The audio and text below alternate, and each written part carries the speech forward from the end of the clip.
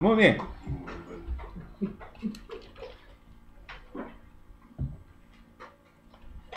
Les dije que el mundo cambia el año 605 a.C.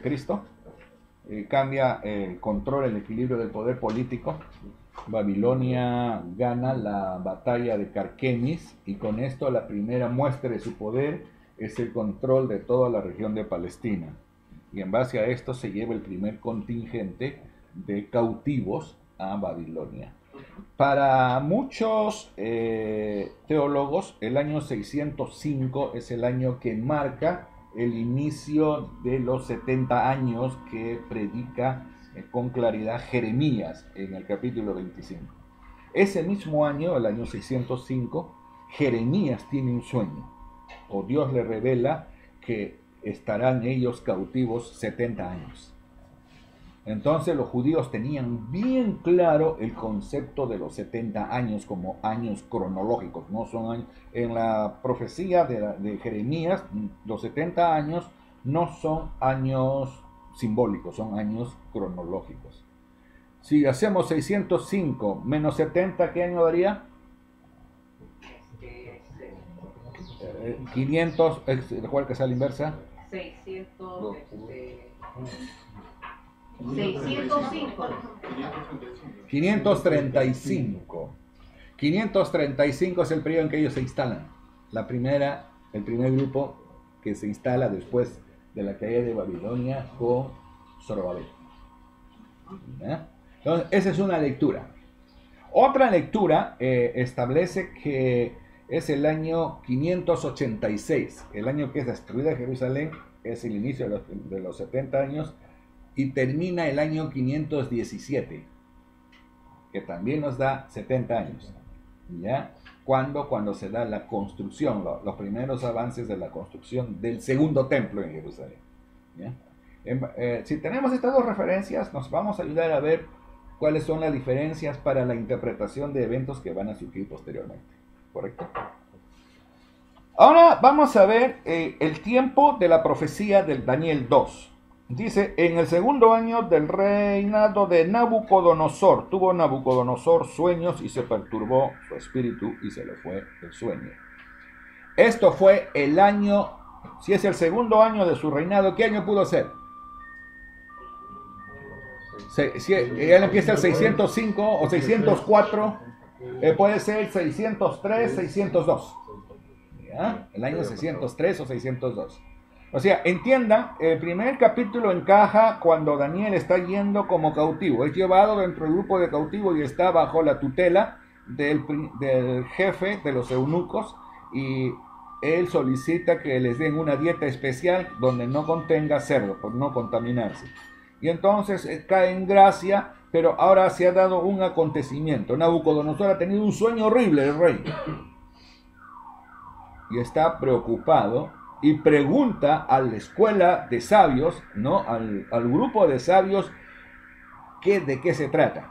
Parece que hay un conflicto muy peculiar entre la escuela de los sabios que menciona el capítulo 2 con Nabucodonosor. Porque, ¿qué es lo que le dice? Le dice, miren, anoche he tenido un sueño, el cual no me ha dejado dormir, pero ahora no me acuerdo.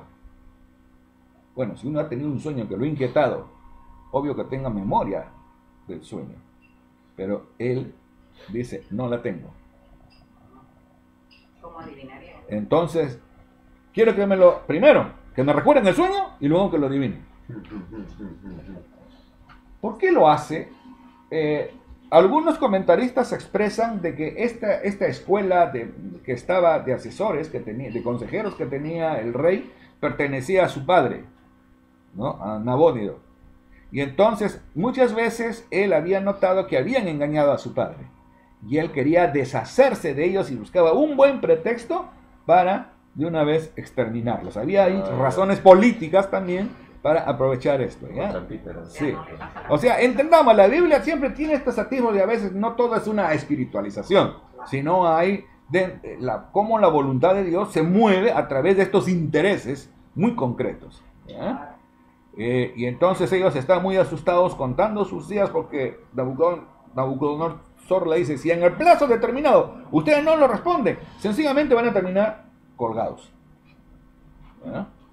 Y llega la noticia hacia los últimos en la escala, a los chicos que están estudiando. Y entonces Daniel recibe la noticia, o Belsasar, ¿y qué es lo que hace? Dice el pasaje que en la noche se pone a orar, llama a sus amigos y dice, vamos a orar. Cuando hay problemas, ¿qué debemos hacer? Eso, Daniel nos enseña, debemos orar. Y ellos oran, y en la noche, en sueños, Dios les da el sueño y le da el significado del sueño. Entonces Daniel anuncia al capitán de la guardia diciendo, no te preocupes, no vas a cortar cabezas, sino preséntame ante el rey que ya yo tengo la respuesta. Y entonces Nabucodonosor ahora se apresta a recibir al quien no solo le va a interpretar los sueños, sino le va a decir qué es lo que ha soñado. ¿Bien? Entonces ese es el detalle sobre el cual se desenvuelve este capítulo. Una pregunta que brota de este pasaje. ¿Estas profecías tienen significado para ahora? ¿No lo tienen? ¿Simplemente forman parte de la riqueza literaria del Antiguo Testamento? Es una de las cosas por las cuales debemos acercarnos a interpretar estos pasajes. ¿Bien? Vamos a empezar a verlo desde el versículo 26. 2:26. Respondió el rey y dijo a Daniel, al cual llamaban Belsasar, ¿podrás tú hacerme conocer el sueño que vi y su interpretación? Noten el 27. El misterio que el rey demanda, ni sabios, ni astrólogos, ni magos, ni adivinos lo pueden revelar al rey. O sea, él era consciente, Daniel es consciente de las dificultades en que Nabucodonosor ha puesto a su escuela de adivinos. Pero hay un Dios en los cielos, el cual revela los misterios, y él ha hecho saber al rey Nabucodonosor lo que ha de acontecer en los postreros días. He aquí tu sueño y las visiones que has tenido en tu cama. Primero, que Dios cuando quiere, aún no sea uno creyente, coloca en la visión de las personas, ¿no? Cosas que habrán de suceder. Yo he tenido siempre este problema con la interpretación de los sueños a partir de Freud. Nosotros soñamos. Y los sueños muchas veces tienen significados. ¿Dios nos está hablando a través de esos sueños? En principio digo sí y no. Y quiero que presten esto mucha atención. Hay gente que cree que Dios les revela como el sueño de Daniel. Este sueño ya no será de este tipo. Pero la figura es, ¿Dios tiene soberanía sobre todo lo que sucede en el ser humano? Sí. Los sueños sirven para ayudarnos a entender detalles domésticos, familiares que nos aquejan, que obedecen a nuestra propia lógica. ¿Ya? Pero no tienen el don revelacional que tenían los sueños que Dios da a sus profetas. Pero no dejan de tener significados en nuestra vida cotidiana, en nuestro diario vivir. ¿Ya? Dios en cierta manera también a través de los sueños un poco nos inquieta. ¿Ya? Y nos sirve y nos ayuda a entender, por ejemplo, cuando tenemos sueños muy intensos, esto nos dice, ya, debo calmarme, debo confiar en Dios porque estoy con una tensión muy elevada. Los sueños reflejan nuestro estado de ánimo, las tensiones que cargamos. Es el subconsciente que nos toca la campana, cuídate, ¿no? Pero en este caso tiene otro significado. Dios da una señal específica, como es en el caso de Daniel. Bien. 29. Estando tú, oh rey, en tu cama, te vinieron pensamientos por saber lo que había de ser en lo porvenir, y el que revela los misterios te mostró lo que ha de ser. Y esto es muy lógico, Daniel. Soñamos los que nos aquejan. Sí. Estaba pensando, era su segundo año, probablemente no tendría confianza en toda la corte, el problema de estabilizar el reino, y entonces está pensando en esto y esos sueños lo agotan y se queda rendido. A mí me ha sido revelado este misterio, no porque en mí haya más sabiduría que en todos los vivientes, sino para que se dé a conocer al rey la interpretación y para que entiendas los pensamientos de tu corazón. Yo no soy mejor, dice Daniel, solamente que Dios ha puesto esto en mi corazón para que el rey entienda que Dios es el que controla todas las cosas. Ahora viene la imagen. Tú, oh rey, veías una gran imagen. Esta imagen, que era muy grande y cuya gloria era muy sublime, estaba en pie delante de ti y su aspecto era terrible. La cabeza de esa imagen era de oro fino, su pecho y sus brazos de plata, su vientre de hierro, sus pies en parte de hierro y en parte de barro cocido. Estabas mirando hasta que una piedra fue cortada, no con mano, e hirió a la imagen en sus pies de hierro y de barro cocido y los desmenuzó. Entonces fueron desmenuzados también el hierro, el barro cocido, el bronce, la plata y el oro, y fueron como tamo en las eras del verano, y se los llevó el viento sin que de ellos quedara rastro alguno. Mas la piedra que hirió a la imagen fue hecha un gran monte que llenó toda la tierra. Una imagen que para la simbología, para el imaginario babilónico no era extraño, ¿eh? Babilonia era ciudad de imágenes, imágenes inmensas. Entonces para él la imagen no era cosa nueva. Lo que le llama la atención es la forma en que está edificado en sus sueños. La cabeza de oro, el pecho de plata, de hierro y los pies de bronce mezclado con barro. Y entonces ahora viene la interpretación. Tú, oh rey, eres rey de reyes, porque el Dios del cielo te ha dado reino, poder, fuerza y majestad. Y donde quiera que habitan hijos de hombres, bestias del campo y aves, en tu mano te ha dado el dominio sobre todo. Tú eres aquella cabeza de oro. Noten, él es la cabeza de oro. Después de ti se levantará otro reino inferior al tuyo, y luego un tercer reino de bronce, el cual dominará sobre toda la tierra.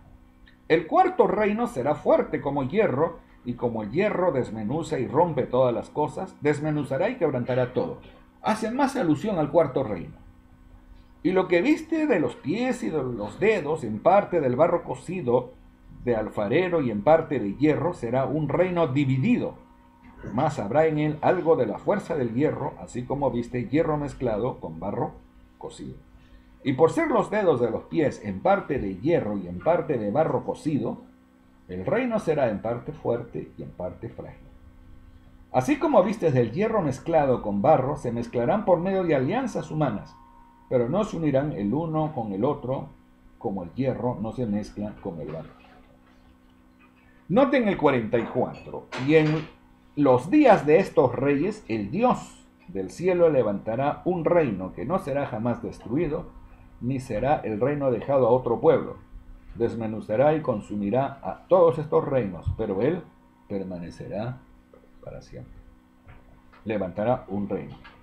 De la manera que viste que del monte fue cortada una piedra, no con la mano, la cual desmenuzó el hierro, el bronce, el barro, la plata y el oro, el gran Dios ha mostrado al rey lo que ha de acontecer en lo porvenir, y el sueño es verdadero y fiel su interpretación.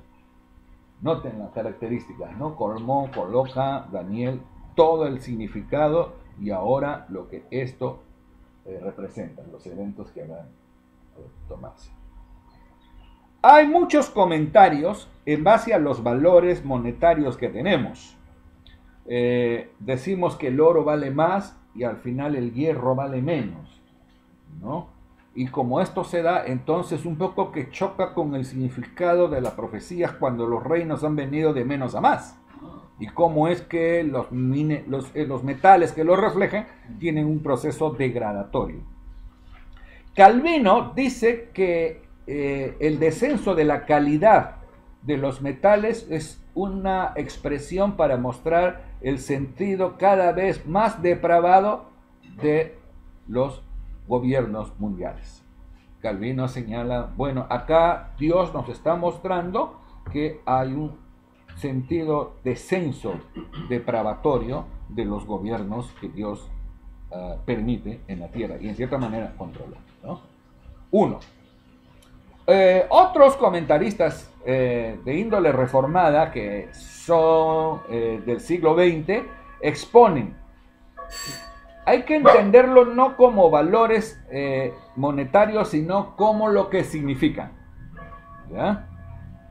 El oro significaba grandeza. Nabucodonosor estaba interesado en cierta manera en opulencia. La intención de Nabucodonosor y del reino babilónico. Adelante, adelante, manos.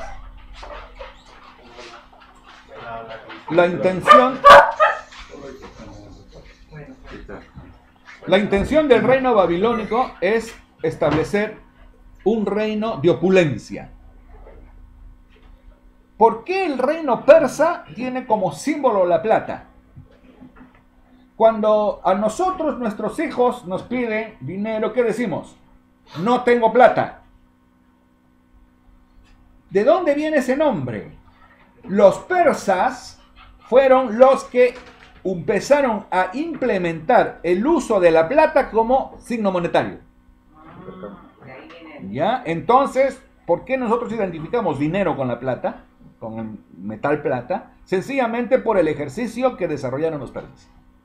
Los persas caen el año, o los babilonios caen en el año 539, ¿no? A mano con Ciro de Persia, y entonces entra este periodo. Los persas se encargaron de controlar con mucha precisión el sistema tributario a través de la plata, ¿ya? Y extendieron el control económico de su imperio mediante este recurso.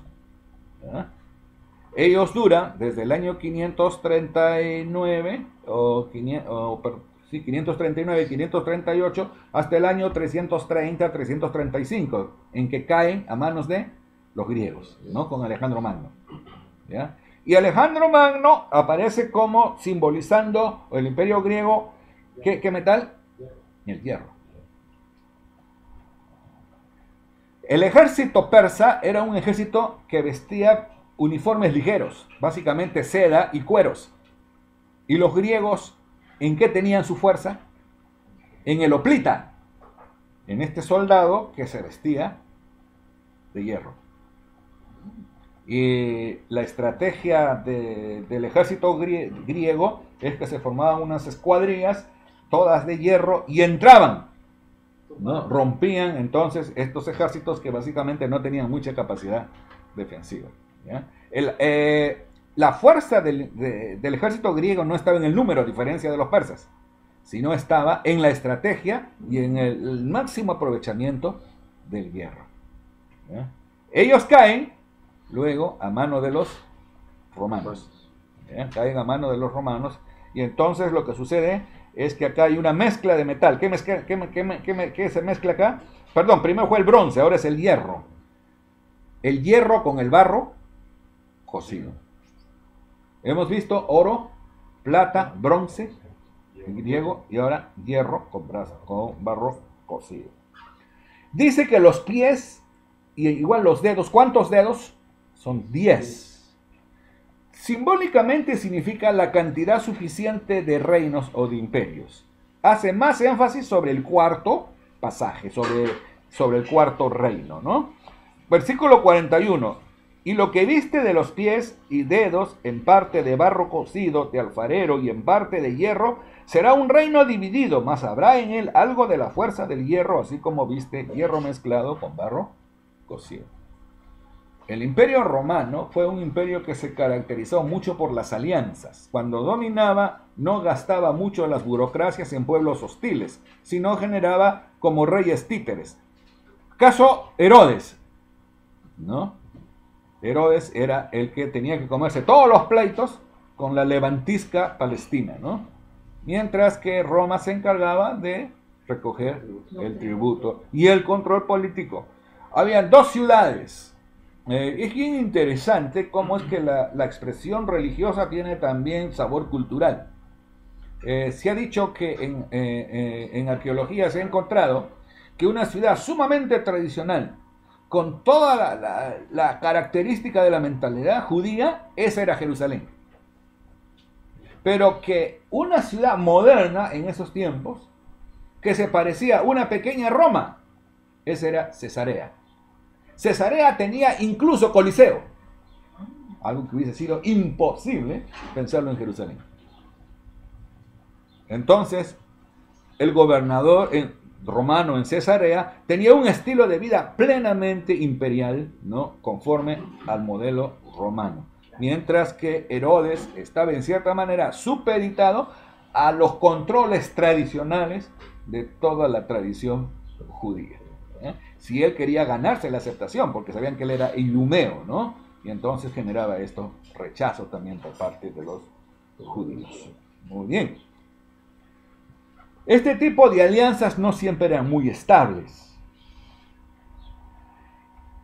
Y dice que, noten el 44, y en los días, el 43 previamente, así como vistes el reino mezclado con barro, se mezclarán por medio de alianzas humanas, pero no se unirán el uno con el otro, como el hierro no se mezcla con el barro.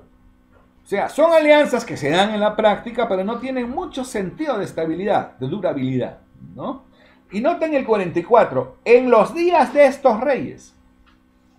O sea, la profecía marca directamente en los días de esos reyes. De los reyes del hierro con el barro cocido. Va a suceder un evento. Se levantará un reino que no será jamás destruido, ni será el reino dejado a otro pueblo. Desmenuzará y consumirá a todos estos reinos, pero él permanecerá para siempre. Pónganse en la cabeza de Nabucodonosor, pensando cómo yo no quisiera ser la cabeza de ese reino, ¿no? Ahora, veamos las características. 45. De la manera que viste que del monte fue cortada una piedra, no con mano, la cual desmenuzó el hierro, el bronce, el barro, la plata y el oro, el gran Dios ha mostrado al rey lo que ha de acontecer en lo porvenir, y el sueño es verdadero y fiel su interpretación. Este reino, que es como una piedra, que es sacado del monte, no con mano, no con acción humana, sino es con hecho divino. Va a destruir el pie, ¿no?, de bronce que está mezclado con barro, y al mismo tiempo va a destruir los reinos anteriores. ¿Qué hizo Nabucodonosor? Se postró sobre su rostro, se humilló ante Daniel y mandó que le ofreciesen presentes e incienso. ¿Quién es este quinto reino? ¿Quién es? ¿Qué piensan? Es la iglesia. Es la iglesia. Ahora, notemos la característica. ¿Y cuál es el cuarto reino? El primer reino babilónico. El segundo, medo-persa. El tercero, griego. El cuarto es romano. ¿En qué periodo aparece este rey? Esta señal divina es en el gobierno romano. Este periodo, este rey es el más poderoso y forma alianzas. Y tiene los dedos que demuestran 10 poderes, 10 reinos. Algunos sugieren que es la tradición romana, el estilo de gobierno romano, en el cual se va a desarrollar y va a haber la tensión con la lucha con el pueblo del otro reino, del reino que está siendo establecido por Dios. ¿Está claro? El reino de Dios, ¿no?, y los reinos humanos. Vamos a ver cuál era el concepto que tenían los creyentes y Jesús mismo para su ministerio, ¿ya? Vamos a Marcos.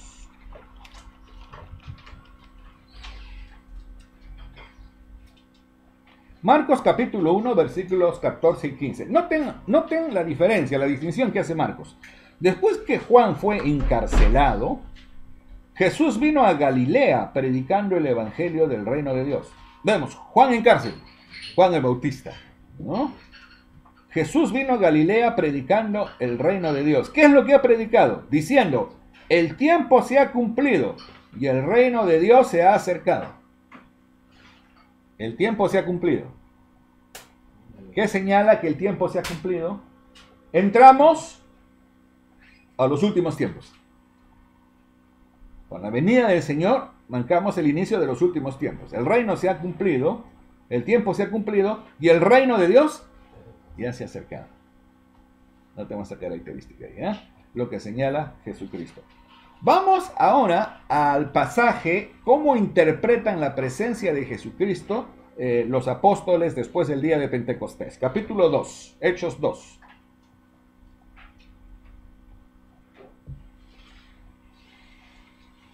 Hechos 2, versículos 32 y 33. Noten el concepto político que ellos tienen del reino, los apóstoles. Ya todos tenemos percepciones políticas. ¿Ya? Entonces vamos a ver cuáles son las percepciones políticas que Pedro tiene allí y las predica. A este Jesús resucitó Dios, y de lo cual nosotros somos testigos. Así que exaltado por la diestra de Dios, noten, ha sido elevado, exaltado por la diestra de Dios. Y habiendo recibido del Padre la promesa del Espíritu Santo, ha derramado esto que vosotros veis y oís. La señal del reino de Dios, ¿cuál es? ¿Cuál es la señal del reino de Dios que Jesucristo ha derramado? Es el Espíritu Santo. Noten. Dios lo pone en la diestra y Él, como primer mandato, lo que hace es envía el Espíritu Santo como señal del reino que Él ya ha instalado. ¿Ya? Vamos ahora a 1 Corintios 15.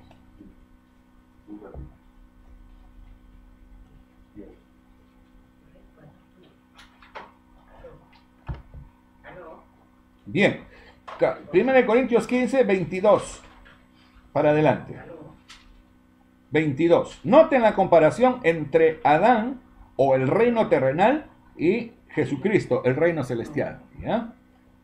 Porque así como en Adán todos mueren, también en Cristo todos serán vivificados. O sea, noten esta, pero noten la totalidad. El pensamiento griego no está acá, es el hebreo.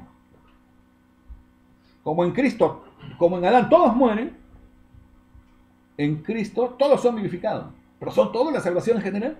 ¿Para todos? No, sino a todos aquellos que habían de ser. ¿Ya? Noten esto. Primero, cada uno en su debido tiempo. Cristo las primicias, luego los que son de Cristo en su venida. O sea, la primera resurrección, la seguridad de la resurrección nuestra, ¿en qué está basada? ¿En qué está basada nuestra resurrección? ¿En la confesión de fe de Westminster?